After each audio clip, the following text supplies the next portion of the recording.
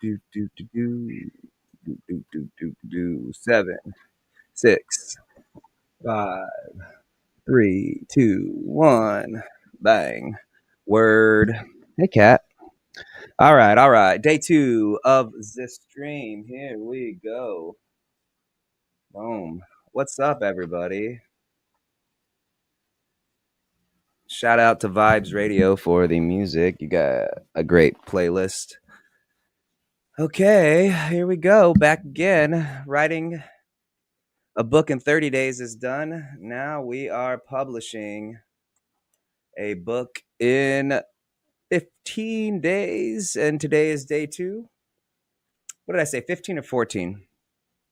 I don't remember. Oh, I got the sunlight coming. I need to fix that real quick. Good morning. Let's go.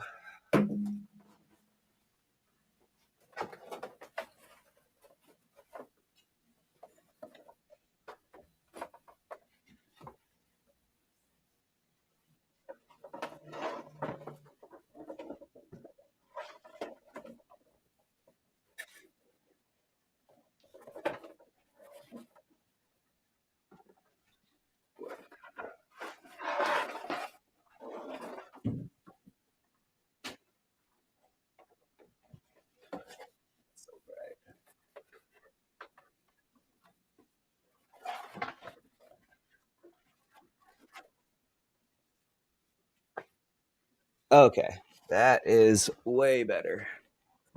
It was bright as shit.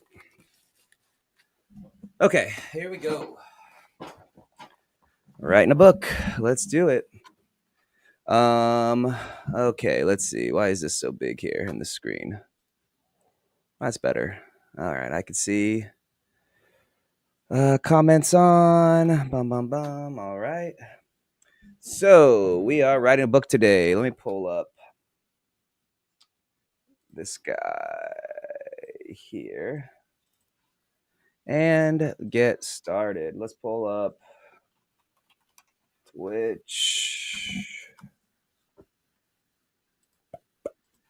And we'll pull up. Oh, good. Live on Twitch. Check out Kick. Live on Kick. Good to go. Oh, that's me. All right. Cool. And YouTube's last. 8:42 in the morning. Writing a book. Editing. And rewriting now. Knocked out the book itself, so now it's just edits and rewrites. So here is book 6. Got chapters 1 and 2 done already, or prologues in chapter 1. Now we're on to book 2 or chapter 2, and then we'll done with this. We'll get 3 and 4 added. So yeah, how do you write a book in 30 days and publish in 2 weeks? So that's 44-day turnaround, and then a few days off with my cat stuff. So yeah, here we go. Let's get a move on. Let's think. So my name is Gabriel Rathweg. I am an author. If you've been watching the stream, you know that.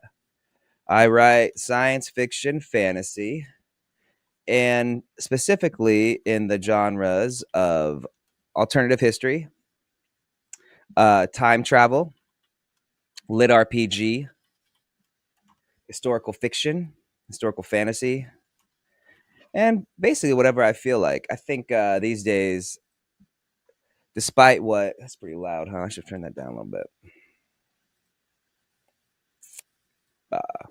Despite Amazon's categories, oh man, the truth is most genres, most books are genre blenders. Oh man, you know what I forgot to do is my Discord. Well, I'll get that eventually. Let me just not stop working. Um, so what was I talking about? Oh yeah, my books. I'll pimp them out in a second. After I get this ready. So currently, what I'm doing is formatting the document so that when I'm finished, it's already formatted.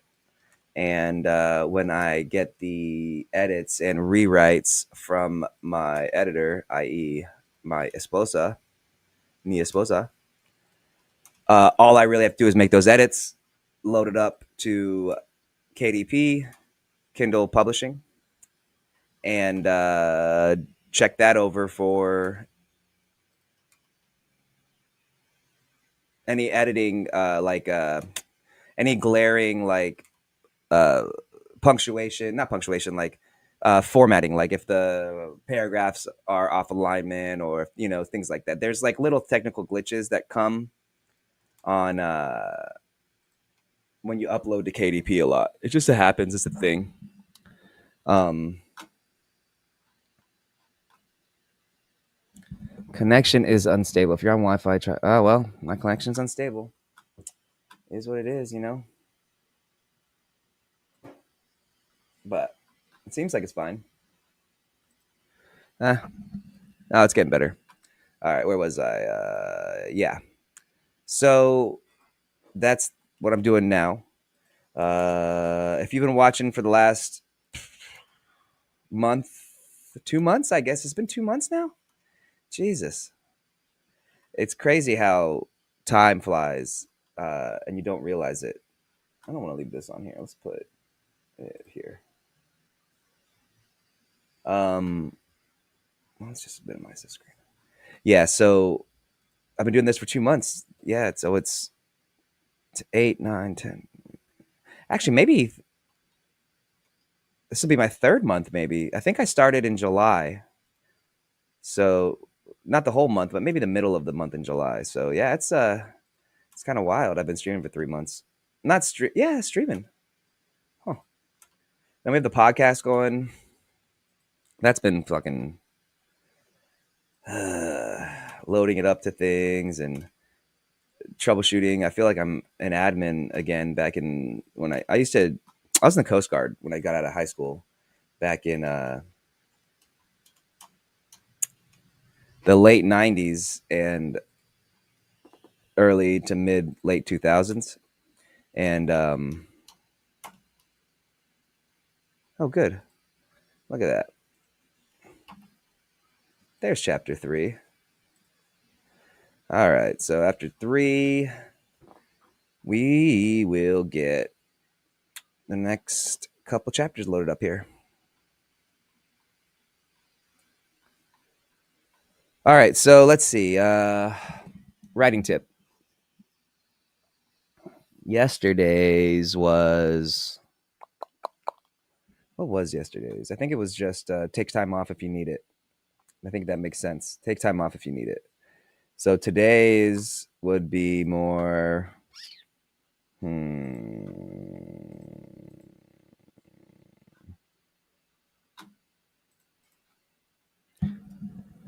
Uh, I don't know.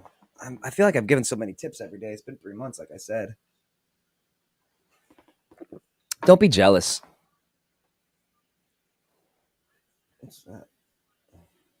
Don't get jealous of other people. It's a bad look, and it messes with your writing because then you think about other people instead of your own work. So, highly recommend not being jealous of others. Now, you can use other people for fuel. You can respect what they have and want what they have, but not jealousy, as well as instead of. Jealousy is like, oh, I want they have exactly, and why do they have it? Instead of, hey, I want this thing instead, as well. So use somebody for fuel and fire, but as opposed to jealousy for, oh, yes, thank you. Ah, my wife made me breakfast. A steak, eggs. Thanks, babe. Well, I guess I'll be eating while I do this. Fork. Well, that's as enjoyable. Maybe I will put on something else like a podcast and watch that while I eat, and then we'll go back to the writing.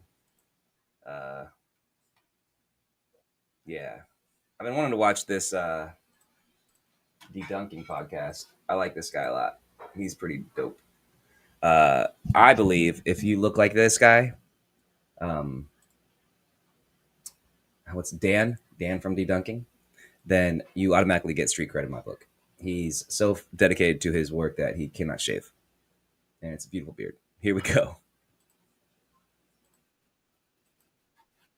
Thank you.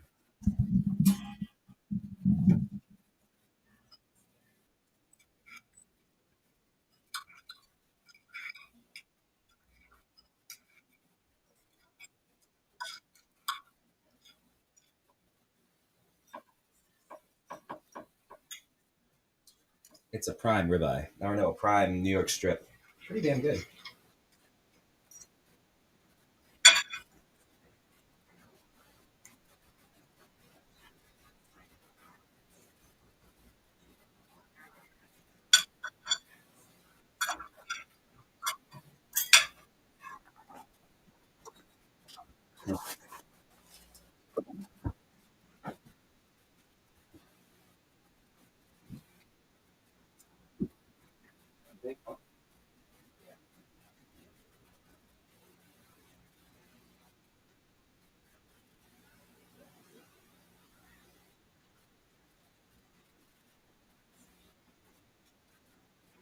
Hey, wow, boy.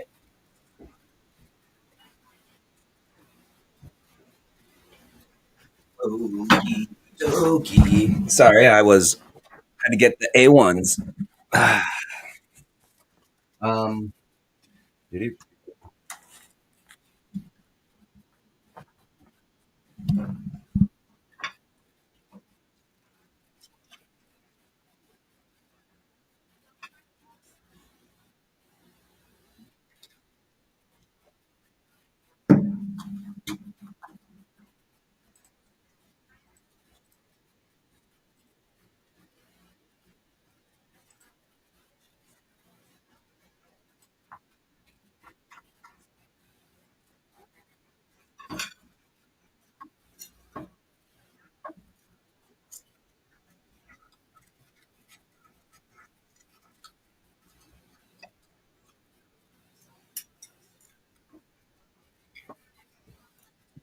Knock it off.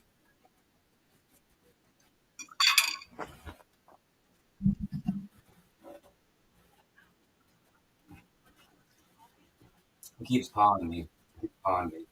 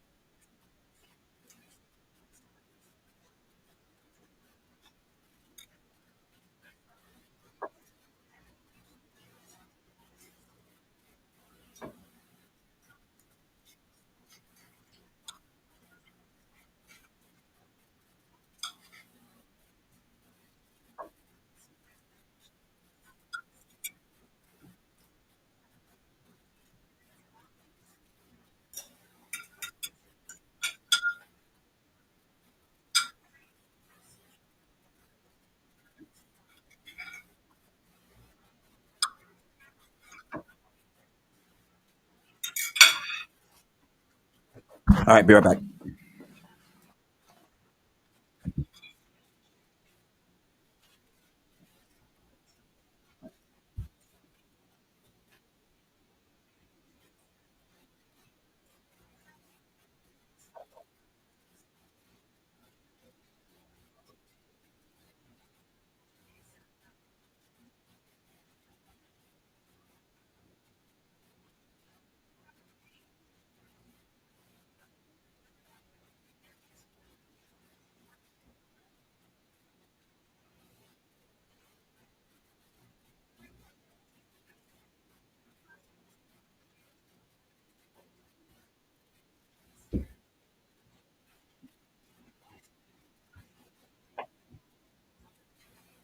Okay. All right.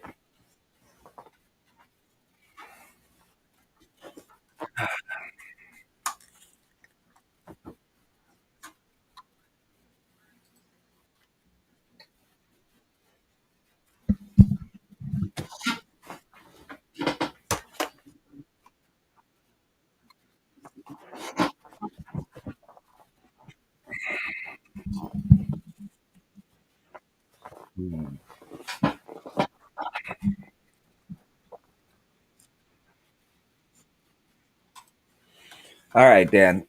Thank you for that interlude. Now I must get to work. All right. That was a good breakfast. Thank you for the wife. I'm up at 4 o'clock in the morning, so like I don't eat usually. So I get up at like 4, and I don't really eat until like usually dinner. But I snack on like nuts and shit throughout the day. But yeah, so for having breakfast, like it's kind of a rarity to me. All right. So let's get to it. Who's watching? We got Theo. What is up, brother? Theo. Yeah, man. There is a lot of people in one frame. Okay. I gotta work. Let us go. All right. From Chef, Tool Crafter, Tool Conqueror, book 6. Shit, book 6, chapter 2.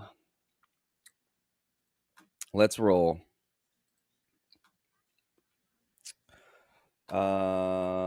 Good. Let's do a quick refresh here. Boom. All right. 1, 1, 1. Good to go. All right. Let's ride. Chapter 2. Our flight.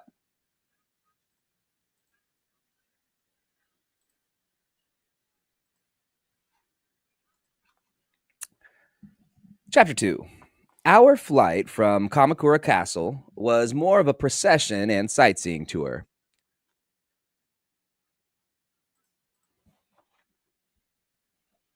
than a retreat. The samurai and other city guards had seen and experienced the power of our weapons, and none of them had a death wish.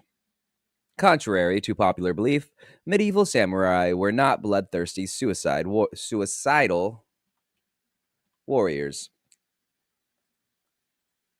They were some of the most disciplined and controlled fighters in human history.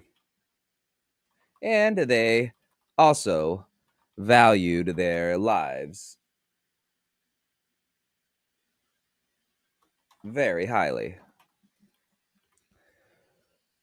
The problem with history is that it only took a couple of bad apples to create. It only takes a couple of bad apples to create an opinion. There were a few notable samurai in Japan's history who were downright crazy, and this mythos was added to during the Second World War when Japanese pilots became known for performing kamikaze attacks. Why don't I have this up? Let's go back to here. Okay. Movies and popular culture continued to expand on this idea, and because of that, most people considered samurai mindless killers. They were not. They just held honor to such a they just held honor to such an extreme height that the things they would do to themselves so as not to soil their personal honor were unfathomable to most people. The idea of a ritual seppuku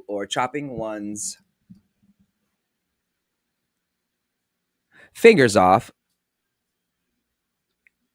chopping one's finger off because of disgrace or failure was anathema in the modern world I came from. Here, it was not. Honor, devotion to duty, and respect were tangible things that, if not followed, resulted in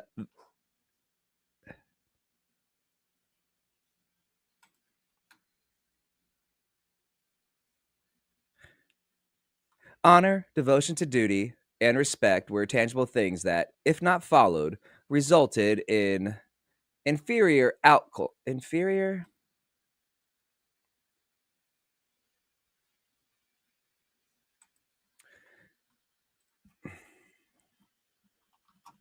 in less than mediocre outcomes for the normal citizenry. In a society without computers and modern technology, you had to take people at their word. Of course, documents could be written and signed, but at a time when 99% of the world's population could neither read nor write, a man's or woman's word was their bond. That went about as well as I expected, Lord So said from my side, jogging me from my study of Kamakura City's interesting and beautiful architecture, along with my internal musings. Ha! If you think that was good, I'd hate to see what you thought was bad, Princess Ji remarked from my other side.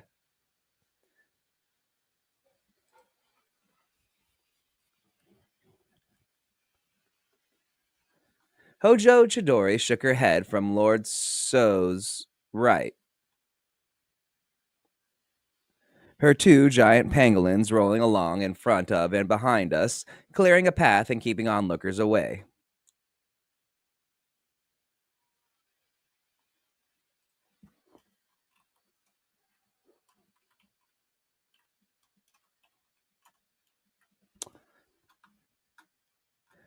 Hojo Chidori shook her head and sighed. I'd hoped my letter to my brother I'd hoped my letter to my brother would have prepared him for our arrival, and he would have taken my warnings more seriously. I mean, how can any of them think they can fight against us? You just dest- we just destroyed the strongest Mongol fleet in history, in known history, and and without hardly any casualties. It is this is unheard of. This is a type of battle that legends are formed from.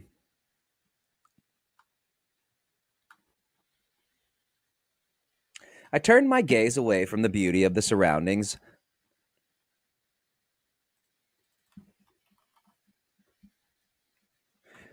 One thing that the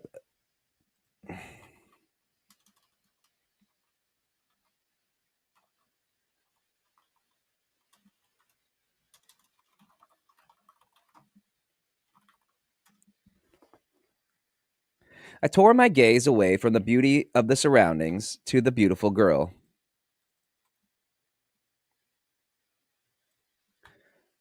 One thing that the medieval Japanese nobles did right was to create gorgeous, stunning scenery.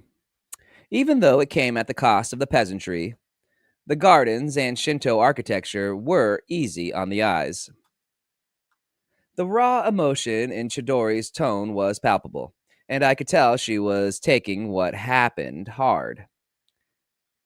She had been a paraplegic for most of her life, and until I'd healed her on Tsushima Island, the only person who treated her normally,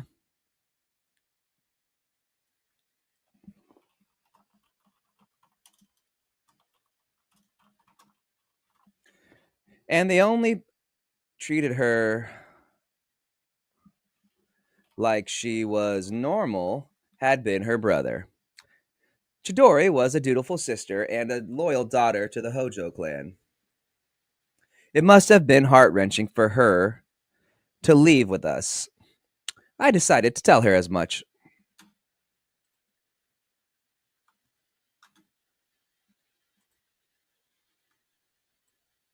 Hmm. Okay. Thank you, Rio Sama. But it is not so hard as you think. I love my brother and the Hojo clan. I love the name. She had been dismiss. Uh, why would you? That's stupid. Thank you, Rio Sama. But it is not so hard as you think. I love my brother and the Hojo clan. I love the nation of Nippon as well. But you not only healed me, you also you also gave me my life back. That means I owe you a life debt. And that is more important than any other allegiance. My brother understands. It will just take him a while to figure out that he does.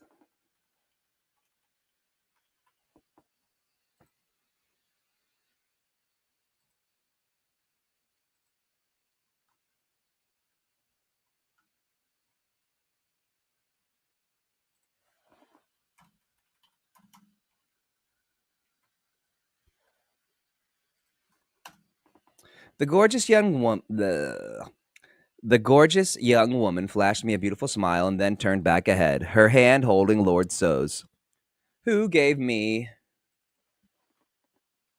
a grin and a wink before he faced forward with his fiance. Is that how you spell that?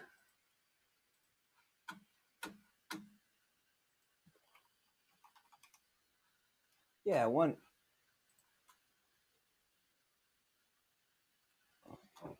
Oh, there you go. I didn't know there was one E for a man and two E's for a woman. Huh.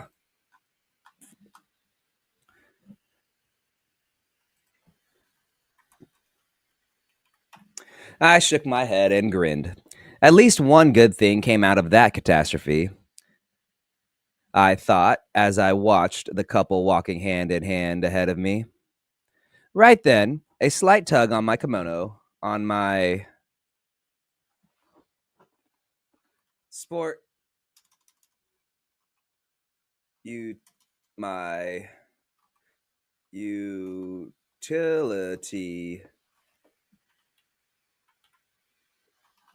battle dress utility kimono caught my attention. I looked down to see the tiny goblinoid we'd adopted during our arrival, staring up at me with wide eyes and a hopeful, crooked yellow.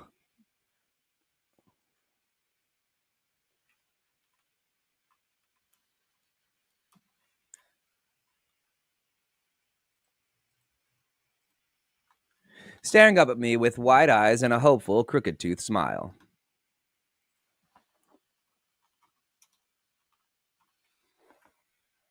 Not yet. Wait until we get back to the ship. Not yet.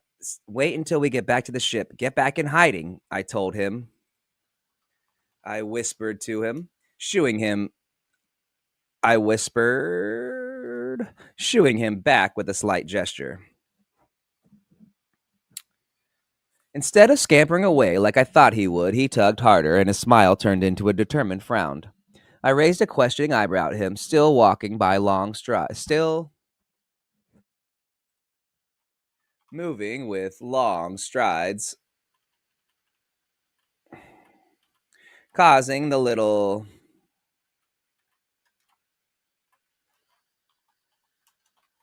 filthy hobbit to practically have to run to keep.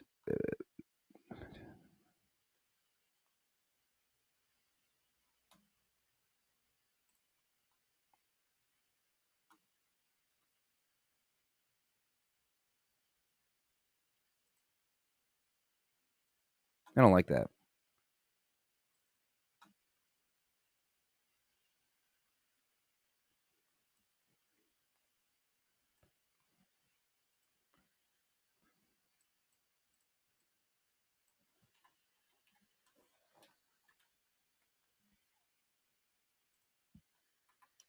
Okay.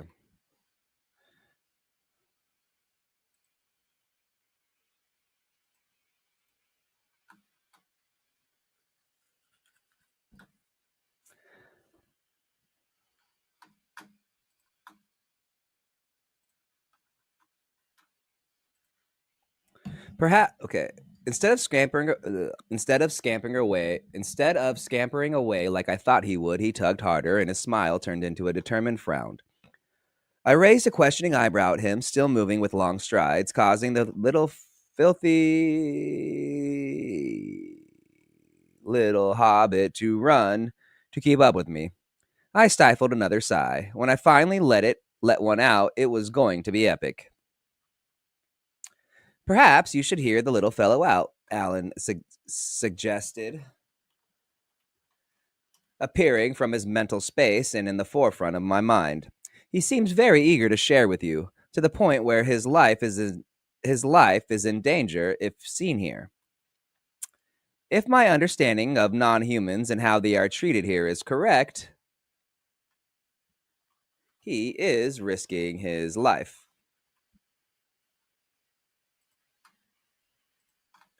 I held back my retort and looked down again at the little monster.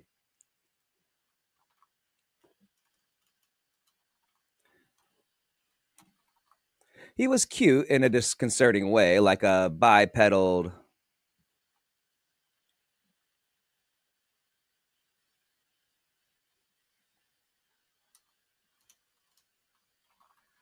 tiny human doll or something. I gave Alan a mental 10-4 and bit the bullet. What is it? Do you have something to tell me? I asked, using the tone I reserved for cute animals and beautiful women. It's not safe for you to be seen on the Hojo clan's grounds. As I understand it, you'll be imprisoned or killed on sight if they find you. The little hobbit's serious face pinched at my words, but he shrugged it off and kept staring at me. I finally sighed. This one was a doozy. Just tell me already. My name is Gigi. I'm from the islands of Luzon, the main island of Ruson, specifically.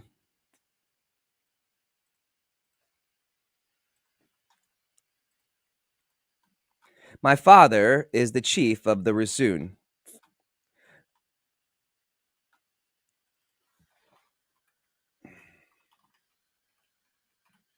I was sent here on a quest.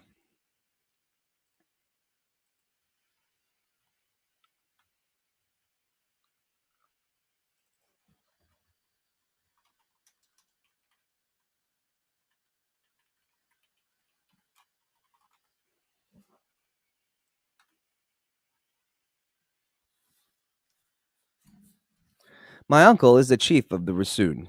I was sent here on a quest from my uncle to find warriors to help us defend our island from invaders. Seriously? I asked, completely caught off guard. The last words that I expected to come out of the little hobbit's mouths were the ones he said. This makes sense, Alan interjected. The islands of Southeast Asia, the Philippines, and Malaysia, to be exact, were hypothesized to be the last bastions of Homo floresiensis. This could be an excellent reason to travel to the island chain. In fact, we could detour there when we leave Kamakura, before heading back to Tsushima Island.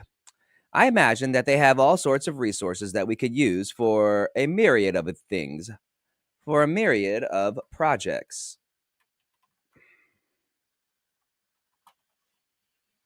Period. For example, I tuned Alan out, relegating his soliloquy to the back of my subconscious, and looked back and glanced back down at our newfound little friend. I will discuss this with Lord So when we are back on the ship. Go back into hiding for now. By the way, my name is Rio. Nice to meet you, Gigi.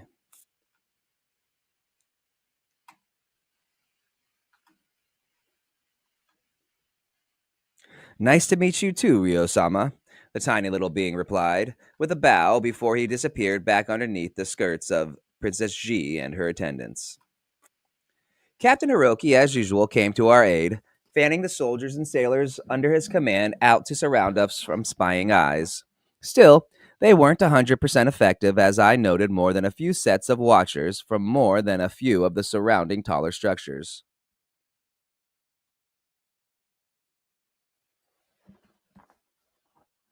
Quite a lot.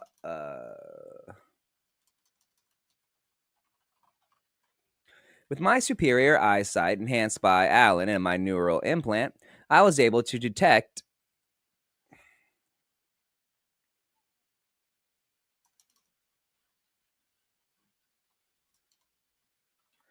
See here and use my senses effectively from much further away than anyone else, except maybe Dan Poe.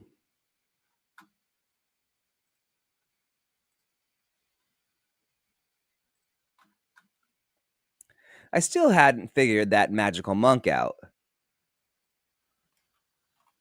Neither had Alan, and it was starting to bother the logical and incredibly and it was starting to bother the logical and incredibly smug AI. I was content not knowing the answer for as long as it continued to trouble my mental passenger. Not many things did, and the enemy of my enemy was my friend and all that. With the dock clear ahead of us and the sailors and marines left on the Shiro,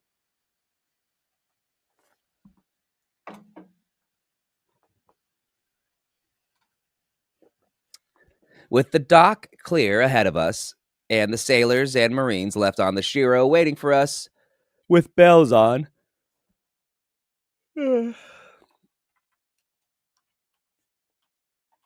weapons locked and loaded, we boarded the ship with no problems.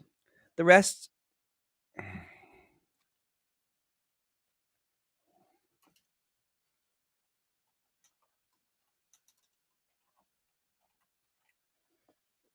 the rest of the walk back to the Shiro was uneventful. Our party was given a wide berth.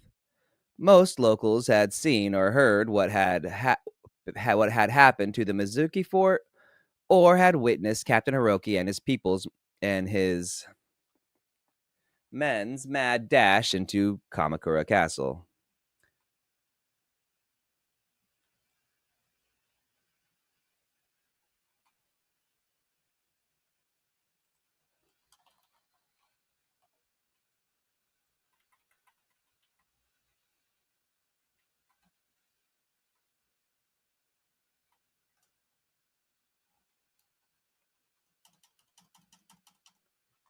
After everyone was safely aboard, the sailors cast off and the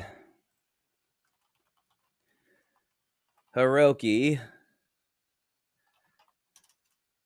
gave Lord So a look, and after a nod of permission, began calling out orders.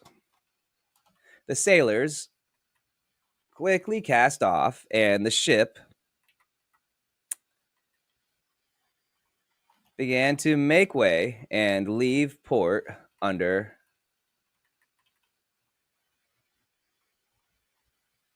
freshly raised sails.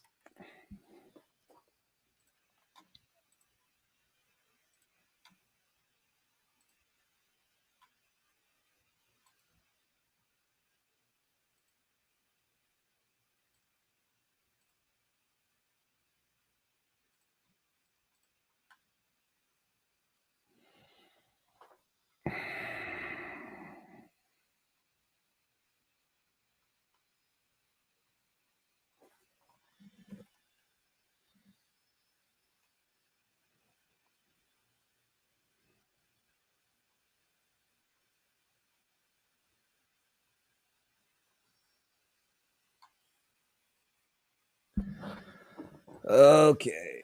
Ugh. Cruising along.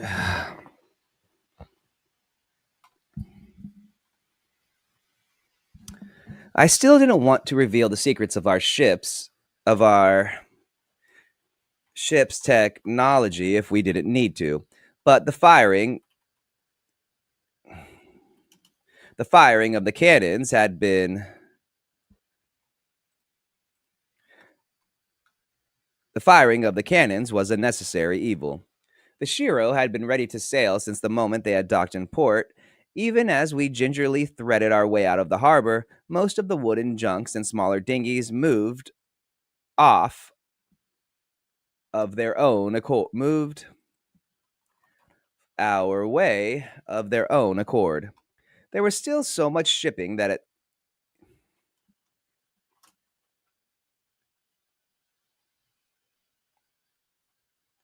despite this, there was still so much shipping that it took almost an hour to get into the open ocean, where I finally allowed myself to relax.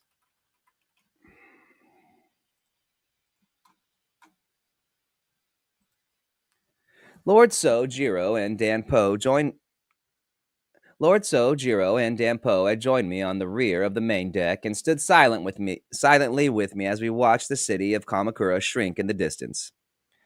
When it was finally just a speck on the horizon, I turned to Lord So with a raised eyebrow. A competition, huh?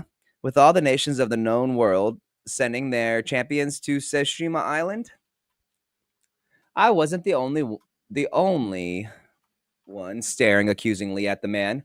Jiro was glaring, and Dampo was doing an excellent job of it with his blindfold